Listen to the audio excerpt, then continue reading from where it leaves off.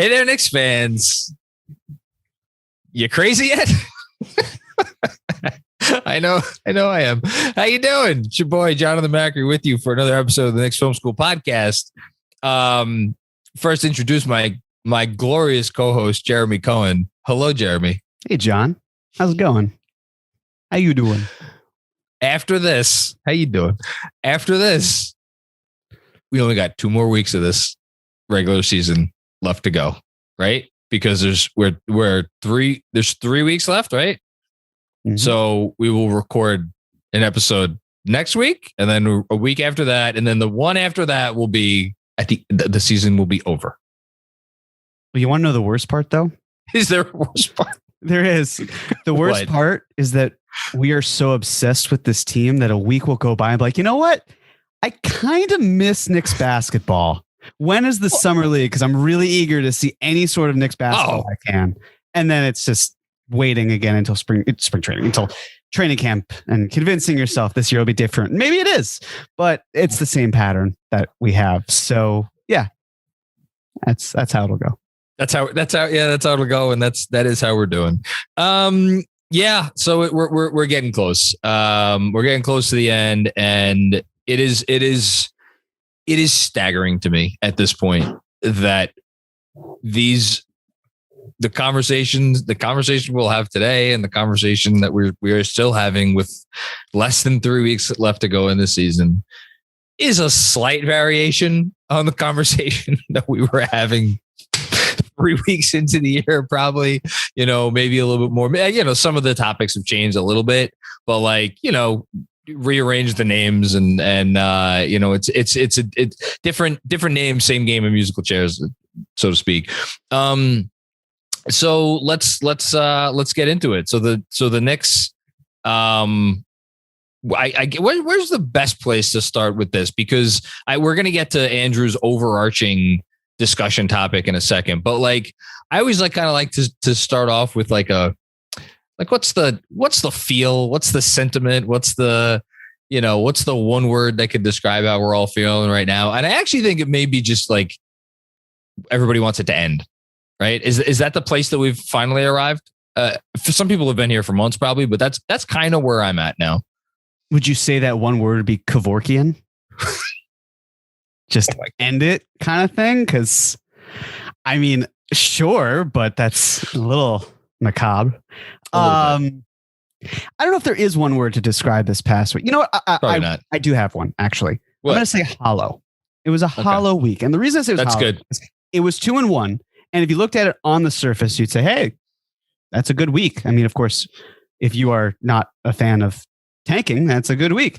But there's more to it than that, because it didn't feel like a 2-1 week based on a lot of things that we learned and a lot of things that we already knew, but had the joy and pleasure of relearning. Mm-hmm. And yeah, I mean, we could talk about the games. We could talk about what's been going on behind the scenes and all sorts of things. Where do you want to start? I mean, yeah, well, let's just briefly recap. So the Knicks played the Blazers, kicked the crap out of them with Josh Hart and how many NBA players are on the Blazers? Real actual NBA players. Josh Hart, 3, Ben McLemore, and Trenton Wofford, the kid from LSU. He's coming along, and they may have one other guy. Whatever. It's not a good team. They beat them by 30, and then they look like they might be on their way to beating the Wizards by 20 plus until the last 4 minutes of that game. Talk about seeing that movie before. Somehow Kyle Kuzma did not make that 4-3. Was there any part of you that thought that was going to miss? Because I was like, oh, this is going in. I thought it was going to go in. Yeah. It was I've seen this Wizards game before. I know how this is going to end. We know that. And then came the game that we actually have seen before. And it was, I'll loop in Andrew here because he's the one with the movie podcast. It managed to do something for me, talking about the Jazz game, that I don't think any horror movie franchise has been able to do, which is usually in a horror movie franchise, the scariest films are the ones that come at the beginning. And the further you go along, Nightmare on Elm Street 2, 3, 4, like the further, like we've been there, we've done this. By definition, they can no longer be as scary because you kind of are used to the gist of it. And yet, in some ways, the Jazz game was the most frightening because it tested your understanding of what is like the reasonable person standard. Like we saw the thing that was happening as it was happening, and we were like, no, this can't be the thing that's happening right now. But yet it was. So yeah, I mean, give him credit for continuing to, like, I don't know, keep us engaged. Is that the word? Engaged? I don't know what the word is. So this was like the Halloween from 2018, where it's just a different, more updated version of the same movie we've been seeing in this franchise. You know, maybe. Yeah, that might be it. That's not a bad comp. Yeah. There you go. Yeah. 11 movies in, same formula, different way. You know, different way. Yeah, different edge, different spin, same ending. Same. Jeremy, I haven't seen it. You haven't seen it? I've never seen a Halloween movie. Oh man, dude, you should see the first one at least. Yeah, probably. When I have after basketball season's over, I'll watch it. So the first Halloween movie of this Knicks season was the Orlando game. The Orlando game. Although it was not in the way that we would come to expect. But yeah, there've been I think there have been just about. I just saw Andrew. I think there have for anybody listening on the pod, Andrew is holding up a Halloween mask, a Michael Myers mask, I should say. I'm not sure whether there's been more Halloween sequels or Knicks fourth quarter collapses. Knicks more. Yeah, probably Knicks. Yeah. So yeah. And the Jazz game was just the latest one, so that's a good entree point into our conversation. So what did happen? What did happen was after the Knicks got out to a nice little lead through some early nice shooting, the Jazz were the Jazz and hit a bunch of threes like they do because they're the best offense in basketball. There's no shame in that, in allowing the Jazz to score some points. But then, as the Knicks have done much of the year, the kids came in, and by golly, and you know what was so cool about the Knicks run in the fourth quarter, Jeremy, is that all 7 rookie contract players who are currently active and available for the Knicks got time. Like it was split between McBride and RJ, essentially, I guess, running co-point alongside Quickly. And then it was split between Sims and Mitchell Robinson. So all 7 guys got time. And then they cut the lead down to 4, and they were kind of, you could tell they were running out of gas a little bit, but look, they had taken them that far. If there was ever a game to let the kids finish, and just because it was the right thing to do, putting aside all other considerations, and then in comes Julius Randle, in comes Evan Fournier. Fournier you could forgive because Fournier was having himself a nice game. He's been hitting shots lately. But it was really came down to the Randle part of it. So I'll ask you this. What was when you saw Randle check to the scorer's table, what thought popped through your head? It was a mixture of a groan and why am I not surprised? Like it was this visceral feeling that I'd had at the Raptors game back in November where Randle just didn't have it. And then you see him start to check in. You're like, no, please don't do this. And as a reminder, that's the game when Obi Toppin had 19 points, correct? No. At MSG. I was actually in attendance for that game. Oh, okay. I got Not the one in Toronto. Okay. Yeah. Okay. Where my fault. They were clawing their way back and it seemed like they were making progress. And then Julius subs in and the game was over. And it was like, great. Feel like we've seen something similar. But I wasn't surprised because why should I be, right? What evidence do we have that would have indicated that Julius wasn't going to play? Now, granted, I mean, it didn't stop Thibs from benching Evan Fournier and Kemba Walker in fourth quarters in the past, or Emmanuel Quickly, or really any probably non-RJ Barrett player, even though RJ has had it's happened frequently, but it's happened. So I wasn't surprised in the slightest that the guy who just played the third quarter entirely and had been terrible for the entire game was then getting subbed back in.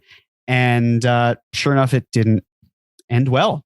In fact, the lead or the deficit ballooned even more so. Shockingly. And right. And it was frustrating. By all means, especially because I was really hoping for the Jazz to win, because then they would have had a 3-0 week. I was actually for the Knicks to win, so I would have for the Knicks to win. Yeah, I was thinking about that. Thinking about that as I was watching. Yeah. And like, look, anyone who's listening to what I'm about to say, and I've said something to this effect before, and I'll say it again. If you listen to this and you're like, Macri, you are a damn fool. You deserve whatever fate is coming to you. That's fine. I deserve to have you say that thing about me. If the Knicks had won that game and they had beat the Jazz, I would have been like, you know what? Look, I will continue to pay attention and be emotionally invested in this season in a traditional fan rooting sense, in terms of like, we're going for it, baby. It's not too little, too late. We're coming for that play-in spot. We're going to get it. We're going to finish 8-2 down, whatever the case may be, because that win would have showed me something against a Jazz team that was playing pretty well. I thought the Jazz played a good game. Which is like that's the real criminal part of it, right? Is like the Knicks by and large for 43.5 minutes, like they were fine. Like they played an okay game. Like Randle was not good. Everybody else was pretty good. And they played hard. They played more good defense. They've been playing excellent defense of late. And then it just takes all of that, and in a span of 4 minutes or so, it just throws it all in the shitter.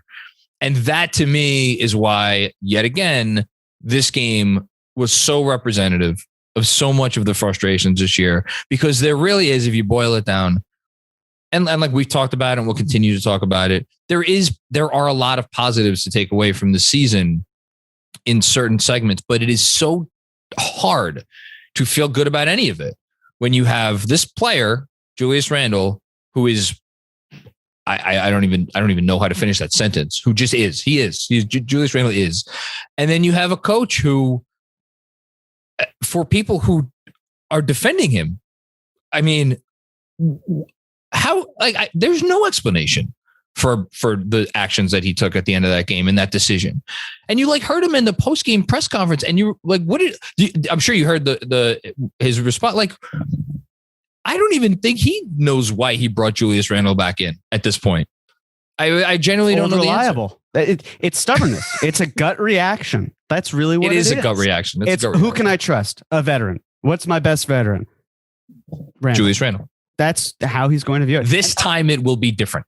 Yes. And it often isn't. I'm sorry. Is there a balloon behind you? Is that what I'm seeing? I've been wondering. It looks like Pennywise is right behind you. I swear. I'm like, John's gonna die.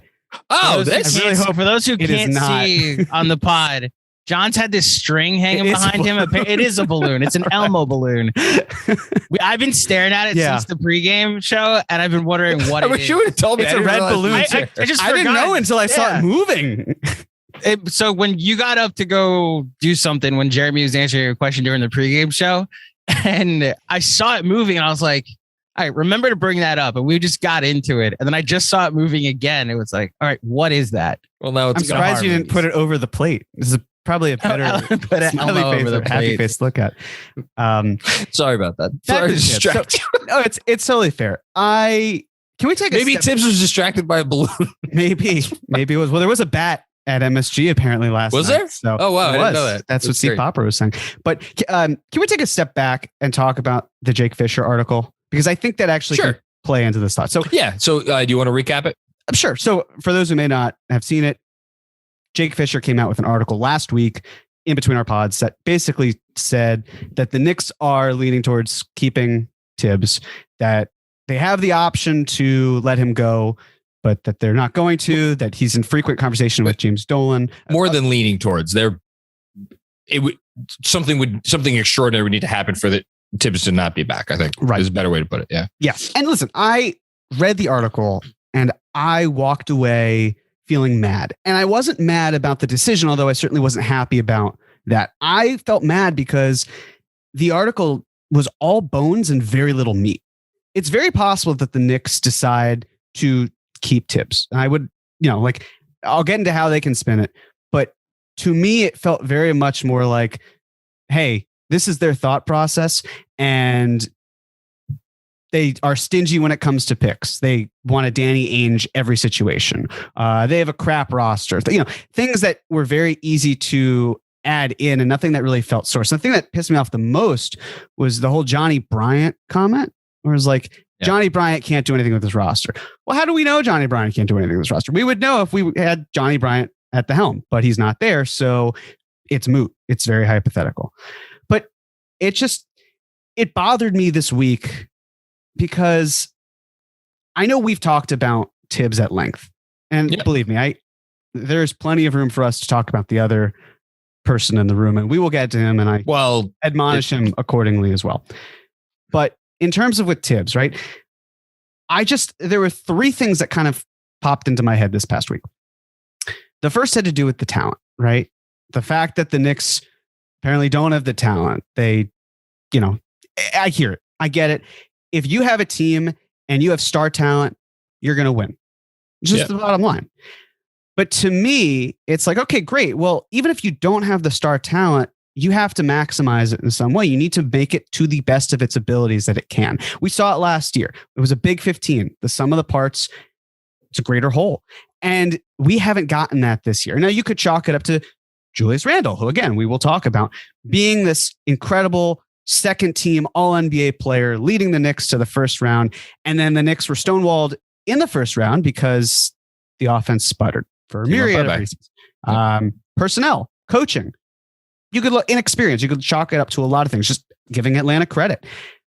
But to me, it was like, okay, well, again, there is talent on this roster. It's just not necessarily being used to the best of its abilities. And then you look at the fact that the Knicks are tied for 5th in defensive rating since the All-Star break. Yeah. Conveniently, also when Kemba Walker stopped playing. You go back to the whole Kemba Walker situation and how that was handled. I know you've talked about that at length. I know you agree with me on that. I push back on the idea of talent because I still think that this team should be in the play-in. I have the talent to do it. That's not unfair. Okay, thank you. The next thing is stability, right? The biggest thing that I often hear with stability is, well, if you fire Thibs, then what happens with RJ? He'll have had his 4th coach in not even 4 years. What's the deal with that? It's frustrating. And I hear it. But at the same time, we don't know how RJ is feeling, right? Like, RJ's asked about Thibs, and we know that RJ has had media training since he was in utero. So he's not going to give an answer that throws his team or his coach under the bus and creates any sort of frustration, right? But for me, it's like, okay, you don't have to stick with something for the sake of sticking with it. If it doesn't work, then you move on. Because the other thing is, we assume that Johnny Bryant is going to be next at the helm. That is your stability. If these young players love Johnny Bryant, then it's ridiculous to say that, hey, you have to have Thibs there for the sake of stability when there is a stable internal candidate who would be promoted. So that's the second thing. The third thing, and this to me is like kind of the last resort thing, it's that this team hasn't given up. The Knicks haven't given up on Thibs. There's still a fighting mentality. They want to fight. And I mean, first of all, to me, it's like, okay, so that's really the bare minimum. We see Kevin Porter Jr. on Houston and what he's doing. And you know what? The Knicks don't have that type of player. You know why? Because as much grief as the front office has gotten, the Knicks have invested in players who don't quit because they don't know what quitting on the team means. They don't give up, period. And so it's like, you're not going to see guys like Quentin Grimes, who had to transfer and was it's incredible prospect and then taken late in the first round, giving less. At first, you had the veterans playing, and they had to play because there was a sunk cost to it and because Thibs trusted his veterans. And you have the younger players who are hungry, who are on the bench, who want their time to shine, and it's not working. And the veterans keep playing and the young players get agitated, but they're not even really going to get a ton of time to play anyway. So, and they're younger, they have to, get their chops in, whatever. Their time will come. Fine. But then later on, you get to having the younger players get more time, but you don't get the veterans to be too upset because the fact that Nerlens Noel isn't playing. Taj Gibson was signed to the room exception because he's the vet presence who's getting overpaid because the Knicks could afford to do that because who else were they going to give the room exception to? You have all these guys. Now the young players, they're not upset because they're getting the time that they feel that they should have. Meanwhile, you have Julius Randle, who can't be reeled in at all because I don't know why. And then you have Tom Thibodeau, who basically sold people like me because I wanted Thibs. And I still maintain last year was great. And I'm happy with last year. But I also know that last year screwed us over for this year by expectations and what we're hoping for to an extent.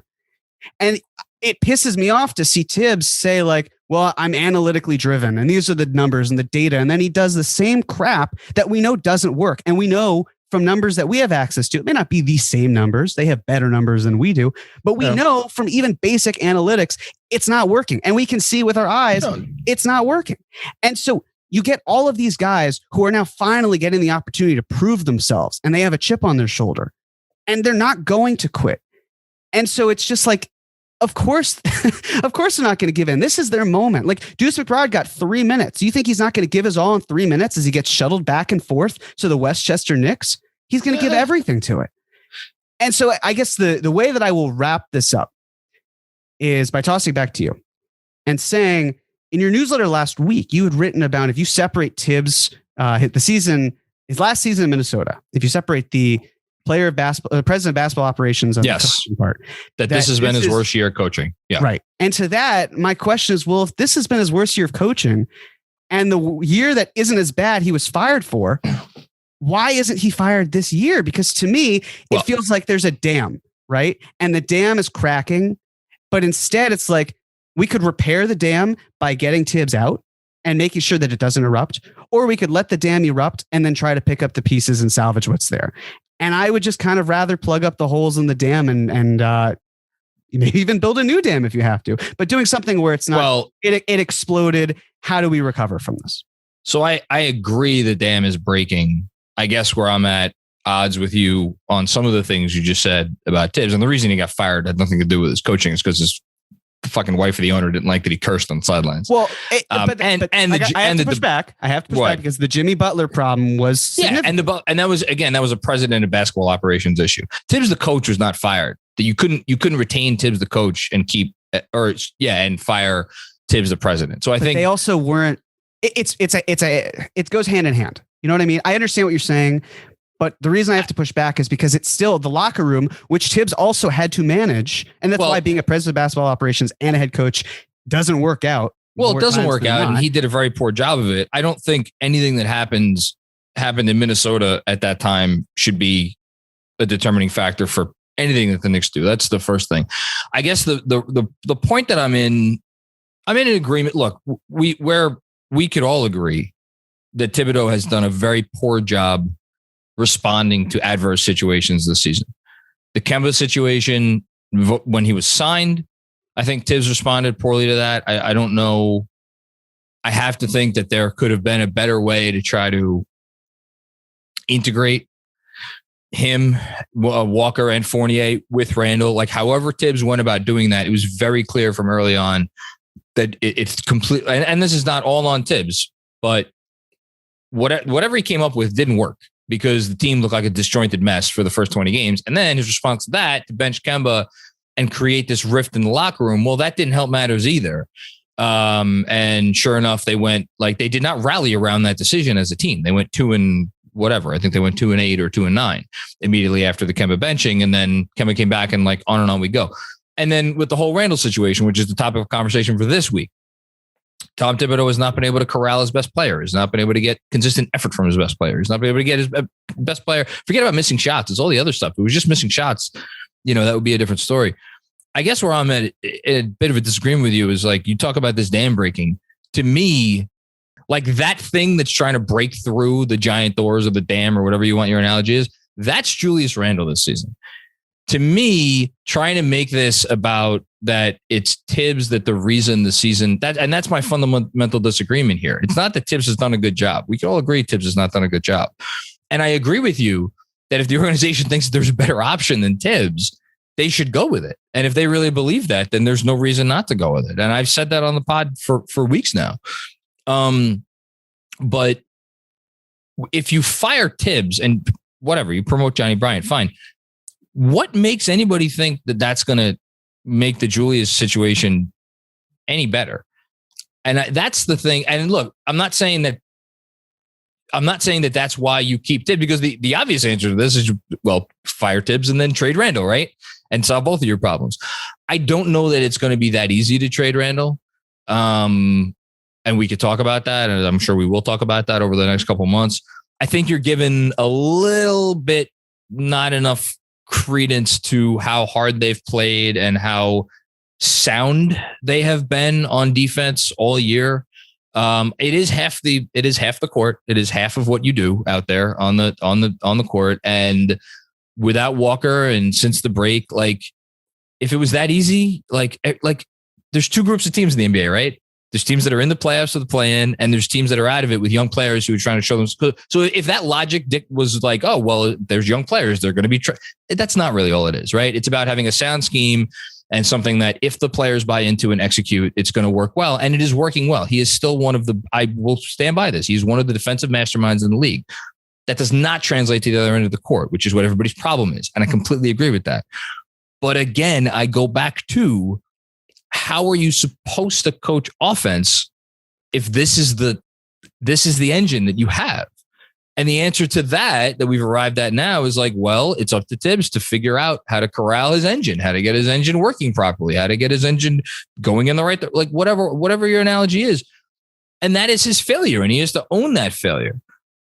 What I'm just trying to point out here is that if you fix that, that is the problem. Could we at least admit that that's the problem? Thibs is not the engine. Julius Randle is the engine. That's the thing that's sputtering. That's the reason why because for all any other concerns, he's sticking Evan Fournier in the corner. He's playing Alec Burks too much. He doesn't play this young player enough, or they don't run enough high pick and roll. All this bullshit. We're not talking about any of that if Julius Randle's having the season he had last year. Not one word, because if Julius Randle's having the season he had last year, at the worst, they're in the play-in and everybody's hunky-dory. And I know that for a fact because there were complaints about Thibs last year. There's always going to be little complaints, but it would not rise anywhere to the level of where we're at right now. Again, does that absolve Thibs? Absolutely not. But it is important context that you have to add to this conversation. Because I think to not add it is disingenuous. That doesn't mean you keep him as coach, because he hasn't done a good job. But I think it's an important part of the conversation that needs to be had. And don't, again, last thing, don't fire him because you're like, I'm trying to think of what the best way to, like, if you believe he's a good coach, keep him on as coach. If you believe there is a better coach that you could get that would better get through to this group of players, then go get that coach. That's what the conversation should be about. But that is my conversation. Like I don't say that about Thibs and then turn around and be like, well, Julius Randle has nothing to do with it whatsoever. I fully blame Julius Randle as well. I will put it there. They share a significant percentage of blame, and I still have Thibs above Randle. I understand Thibs isn't the one playing, but if you want to talk about Julius as an engine, Thibs is the conductor. He's the conductor. Sometimes he is. He's the look at this last game with the Jazz, for example. Julius didn't have it. It was another textbook example of Julius not having it. And what does Thibs do to reward his bad play? He brings him back in. Yeah. He has no ability to curtail any of Randle's flaws or faults. And so that's what I wrote today. I completely agree with you. So if Johnny Bryant, maybe he does a better job, maybe he doesn't, but I am comfortable enough to see and to test it out, because I don't think that the other things that Thibs has to offer are so overwhelmingly incredible that there's this drop off. And that's where, that's at least where I think they're, and again, I don't blame, no one wants to have that conversation, right? No one wants to have that conversation. People want this guy fucking gone. I don't blame anybody because we're watching the same shit. It's frustrating to all of us. It's frustrating to me. And I don't blame anyone for not wanting to have the conversation. I guess I'm just, again, I've said this on the pod so many times. I guess I just watched too many years of teams that didn't have a plan and didn't try and didn't give a shit and like couldn't execute, didn't even try to execute, like year after year after year after year. And there is a base, and boy, is that a low bar? You want to talk about the lowest bar in the NBA? It's either us or the Timberwolves, right? And lo and behold, by the way, Kings, Timberwolves. Okay, so we're in the bottom 10%, right? It is a low bar, but like to me, Thibs still, even with everything else, he still barely clears the low bar. So again, if you feel someone else can get a little higher over the bar, hire that person tomorrow. Right. I just don't. Yeah. I just think we're not sure yet whether or not Johnny, I mean, because how could we be sure? Now, don't keep Thibs and not hire Johnny Bryant because of fear. You brought him on as the associate head coach. Hopefully you did your homework and you think he could be a great head coach someday. So I'm not sure I'm necessarily in disagreement on that aspect of it. You are bringing in the emotional aspect of it, where you're saying you've seen far too many things go awry for you to in the past 20 years where you're not necessarily comfortable doing this. Because it feels like if there's stability is there, then I don't have the issue that or the concern that you seem to have. Because I think it is so easy to focus on the bad when the bad is so frustrating. And again, I'm not blaming anyone for doing that, but it is not easy to have a top 5 defense in the NBA. And I understand that they do not have that this year. They have I think it's the 12th ranked defense in the NBA this year. But like, I think by the end of the year, they're going to be in the top 10. And we know that Thibs is one of the 5 to 10 best defensive coaches in basketball. That isn't easy. If it was easy, every team would do it. And by the way, it's not like the Knicks have any great defensive personnel either. Here's a question. Who's the best defender on the Knicks? Okay, Mitchell Robinson, right? He's number 1. Quentin Grimes, okay, rookie. RJ number 3, probably, right? Sure. And then we're talking about the what? Sure. Yeah. Yeah. And then we're talking about the Julius Randles and Evan Fourniers and Kemba Walkers and Deuce. Derrick Roses and Deuce is kind of a little bit. I mean, he's younger and he barely played, but sure. Emmanuel Quickly, not exactly guy known coming out of college. And yet he still gives you that. Do I maybe put more into that than most fans? Absolutely. Am I right to do so? Probably not. That's where I'm coming from. And I don't know how to disassociate myself from that, from my appreciation of that specific aspect of what he brings, along with the preparedness and just like 9 times out of 10, the team's going to go out there and they're going to have a chance to win the game. And by the way, for all the doom and gloom, and that's what's so again, it all comes back. That's what's so frustrating. They have been in like 9 out of every 10 games, right? If not more. And yet the record still is what it is because of all the shit we're talking about. That frustrates everybody. And that is the reason everybody wants him fired. But there are positives. I do want to make that clear. It's not like it is just doom and gloom and, hey, this guy is the worst coach that the Knicks have ever employed and we want him. It's not that. It just, well, but that's what the conversation, again, it's not you, but I want to be very clear. It is not you. And it is not a lot of Knicks fans.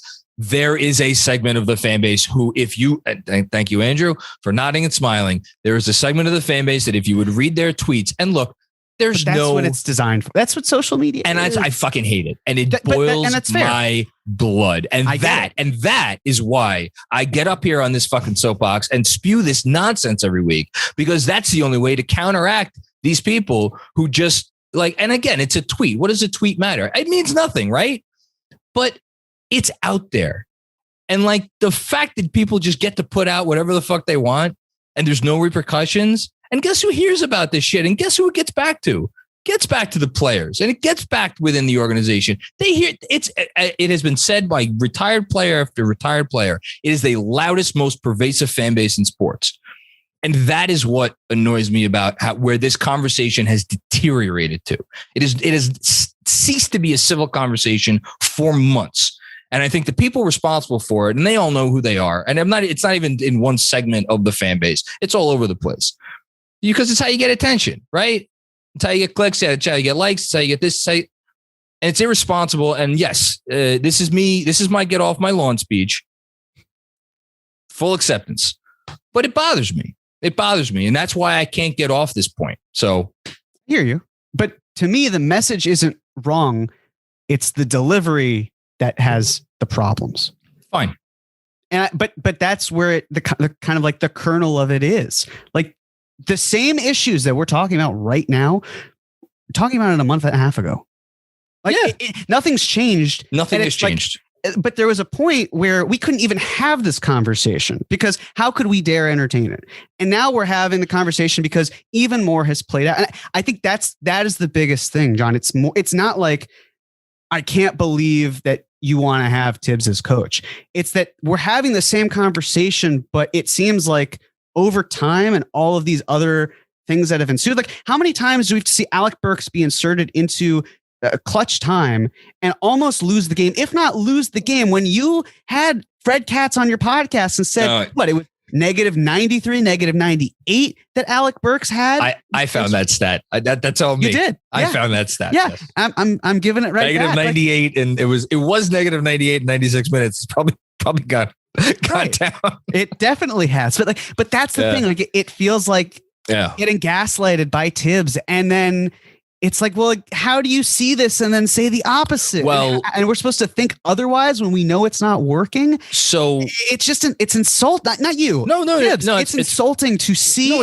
hear and learn everything about what's going on and know how painful it is to watch Julius Randle, who we'll talk about in a minute. I know I've been saying that, but because I know I've been talking a lot about Thibs, I want to give the attention to what is there to say about Julius, but continue.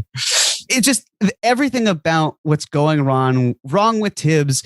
It's infuriating to the fan base because yes, it does go hand in hand. The successes that he had last year with Julius, where Thibs was coach of the year and Julius was most improved player and named to the second all NBA second team and an all-star. The highs are high and the lows are low. And I understand that you believe in players and you've got your guys, but at a certain point, you also have to read the goddamn room. And Thibs doesn't know how to do that because he's scared of change. And the only reason we're seeing these young players play, only two reasons I should say. Number one, let's face it, the organization has stepped in some manner. And number two, there are injuries, right? Like you could talk about Derrick Rose and the impact of the Knicks that they're missing him. They're, I believe, 11 and 15 in games that he's played this year. So it's not like Derrick Rose is the glue. I get it. Some of those games, most of those games may have had Kemba Walker. There are other factors. But if we're relying on a 33-year-old Derrick Rose who has played 75% of the season once since he was last on the Knicks, then we've got bigger fish to fry. And I can see from this roster, since the All-Star break, the fish that we need to fry are not quite that big. The problems are mitigated. He has found solutions because they have been handed to him. Hold on, just at least be fair. And I love what he's done with the second unit in that second quarter. I want to give him credit for that. I love what he did, and especially opening fourth quarters too. If you're a Knicks fan and you want to tune into a game, but you don't want to see the bullshit you have to face, just tune in for the start of the second quarter and the start of the fourth quarter, and you'll love it. Those are a lot of fun. And I give credit to Thibs, and I think he deserves that. But it's the other stuff, the filler, and I can't believe I'm calling the rest of the game filler, but I am. Well, it's frustrating, and filler is probably the kindest. But I just want to say, be fair. There is a criticism here, but it is not that. And again, it is important to me to be specific about this stuff. It is not that he does not like young players. It's not that he does not play young players. Agreed. It is that he has a type. And his type is Quentin Grimes. So he would send out there for 48 minutes if he could. Emmanuel Quickley, slightly lesser extent, is his type. He'll play Emmanuel Quickley till the cows come home. I think Jericho Sims, honestly, I think he has no issue playing Sims as much as he does. I think Sims does a lot of the Thibs stuff. Obi Toppin is not his type. Cam Reddish is not his type because they are more take stuff off the table and put some other stuff on the table. And Thibs has no energy or effort or patience for the take the stuff off the table. Meanwhile, good, truly good, really good organizations deal with the take stuff off the table and they embrace it. And they are more willing to allow mistakes to be made in games for the betterment of the long term. And now with Obi Toppin, again, I don't know what Obi Toppin's going to be. I don't know if he's going to be a great player or not. Same thing with Cam Reddish. But has a disservice potentially been done to him? Probably been done to him because of how he's been used over absolutely. How could you not say that? You know, the fact that we're sitting here and we still don't know what he is, right? Because there's so many unanswered questions because there's certain situations like, well, he might be good in that role. He might be good in that role. We don't know. We just don't know. That's the problem. And great coaches. No, I'm agreeing with you. Right, I'm agreeing with you here. Great coaches see what they have and build game plans around them. Not say like, oh, Obi Toppin doesn't fit into what I want, so I'm going to stick him in the corner. Yeah. Right? Like that to me is a bigger problem. We could talk about also, like, I think back to the Timberwolves game where when the Knicks were at home, and what did they do? They went heavy on vets and they lost the game. They didn't even win it. And one of the worst losses of the season. And it's like, what did you gain from that? Right? Because yes, Thibs does play younger players, but let's also face it. The reason why a lot of these guys saw time in the beginning was because of COVID, and then because of injuries, and then because the front office removed them from the equation. Like Derrick Rose, I'm sure could come back this season, but I would imagine the team doesn't want him to come back. Because can you imagine if he came back?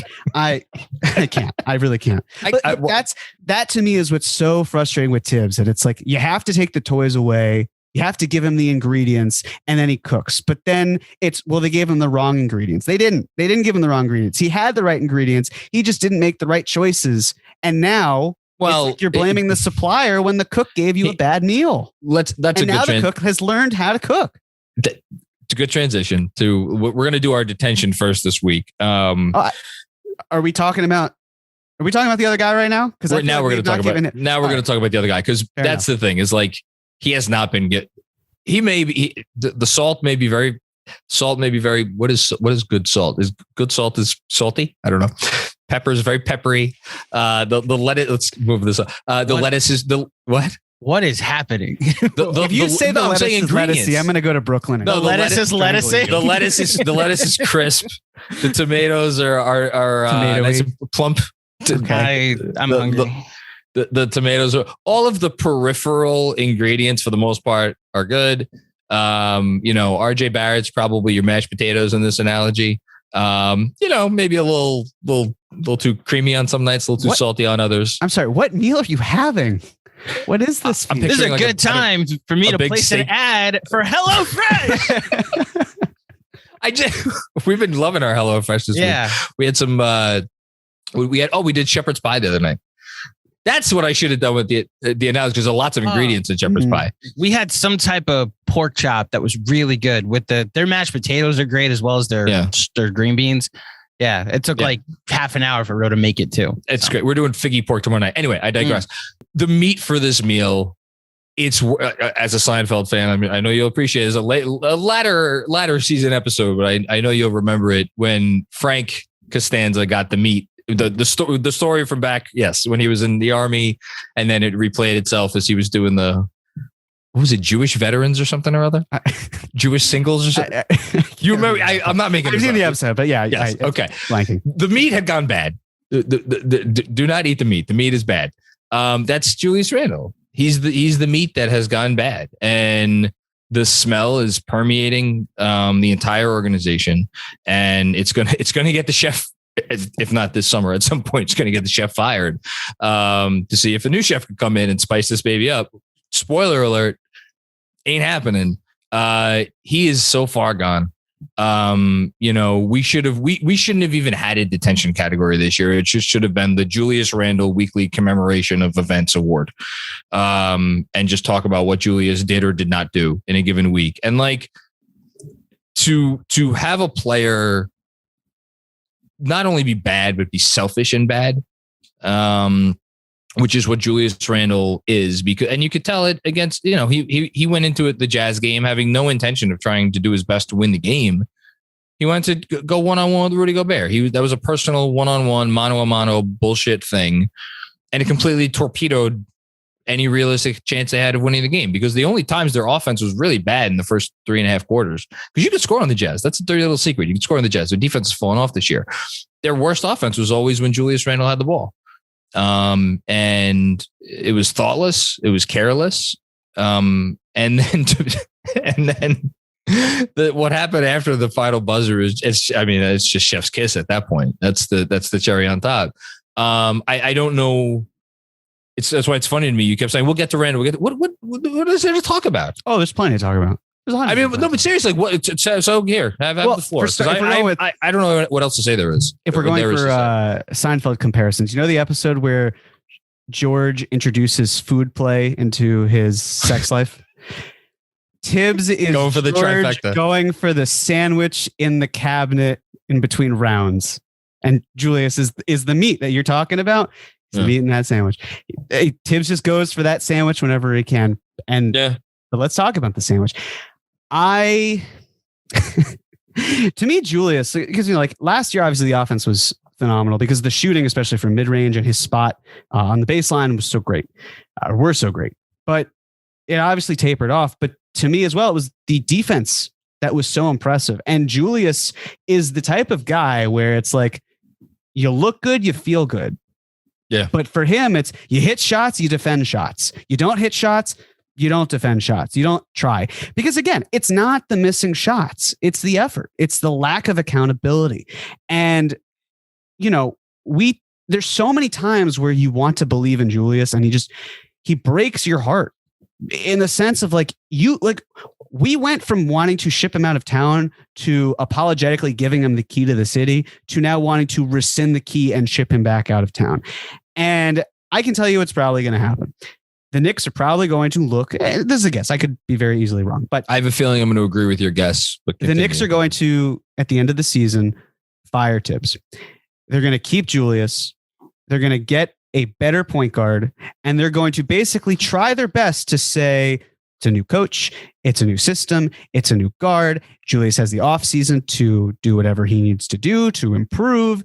And as a result, he then can find someone to take the burden off of him. We acknowledge he's not a leader. It's why we gave him the contract we gave him, because we wanted him under contract in the event that we ever had to trade him. And also, we didn't want it to, when it's a second team all NBA player, it's the third time I've said it, you don't want to let that guy go. I understand it was one season. It felt like the anomaly, but if you go back in time, that was the right move. And I stand by that. Even as all of this unfurls, I stand by it because the difference in terms of the salary that you'd probably get, and I understand you could just move on, period.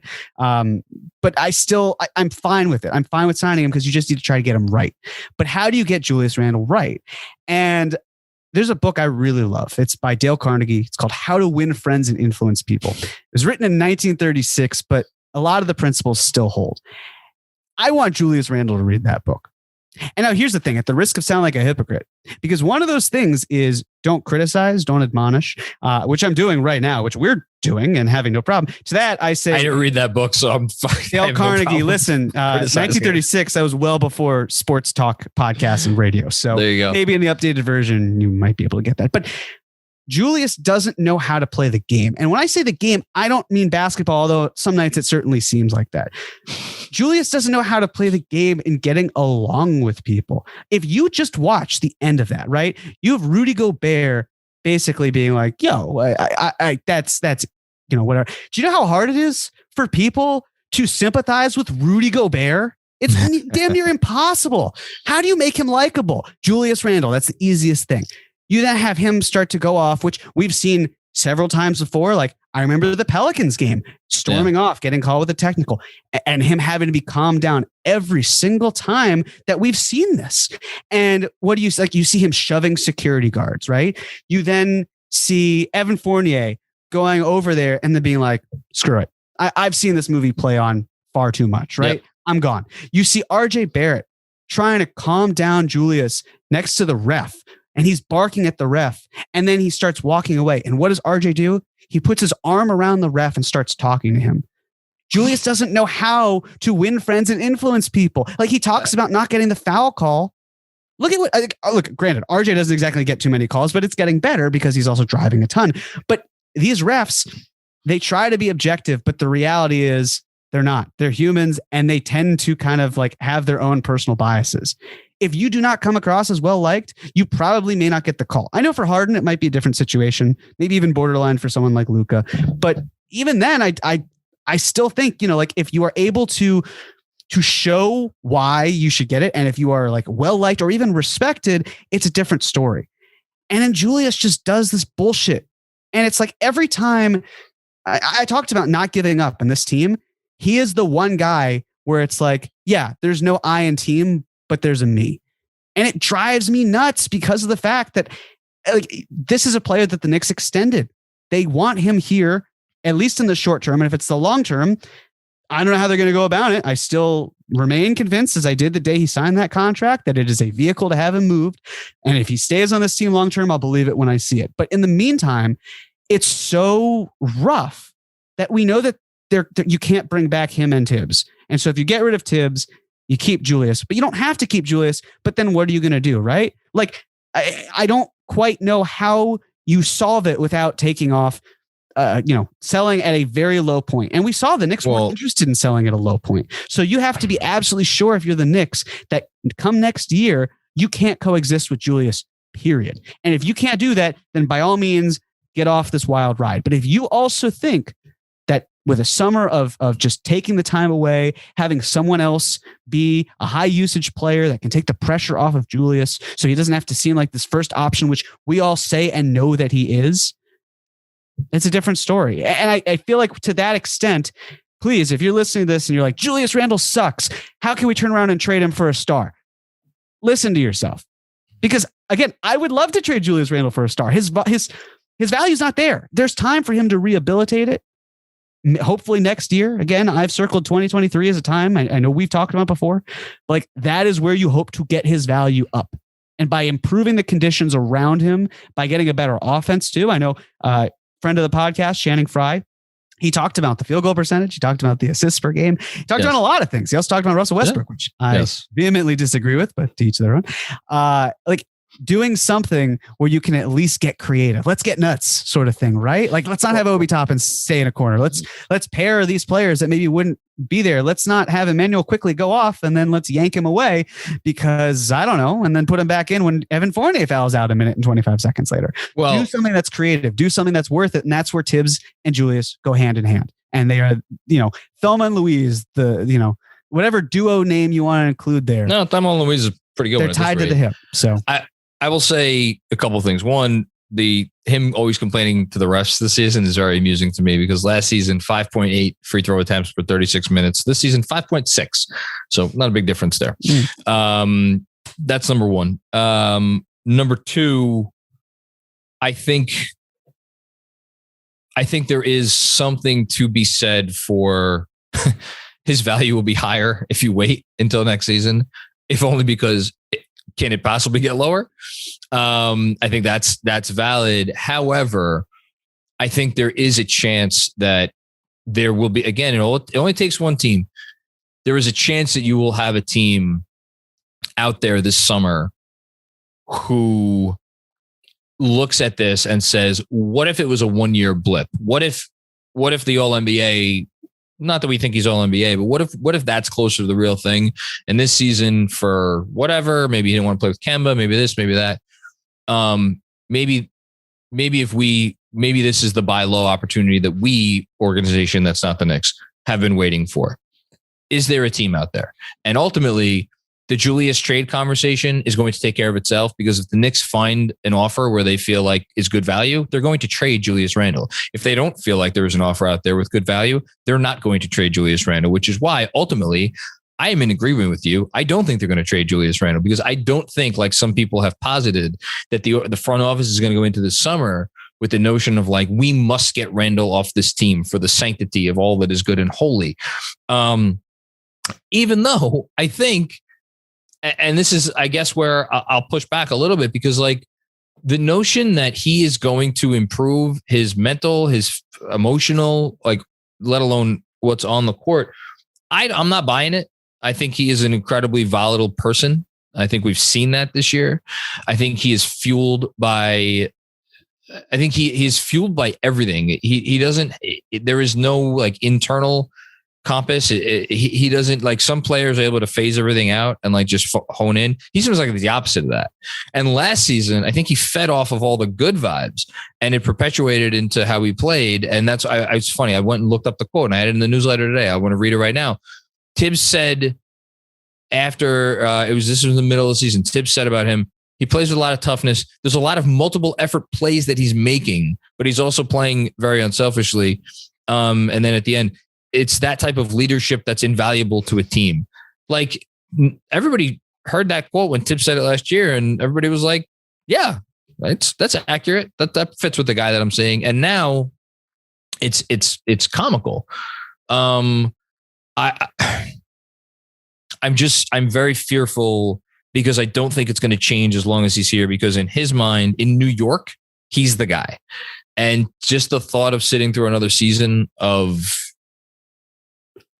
I mean, I'm not saying he's like derailing RJ Barrett. I don't think that that's the case. I actually think his presence there to take some of the weight off of RJ is a good thing at times, maybe more than some of us would like to admit.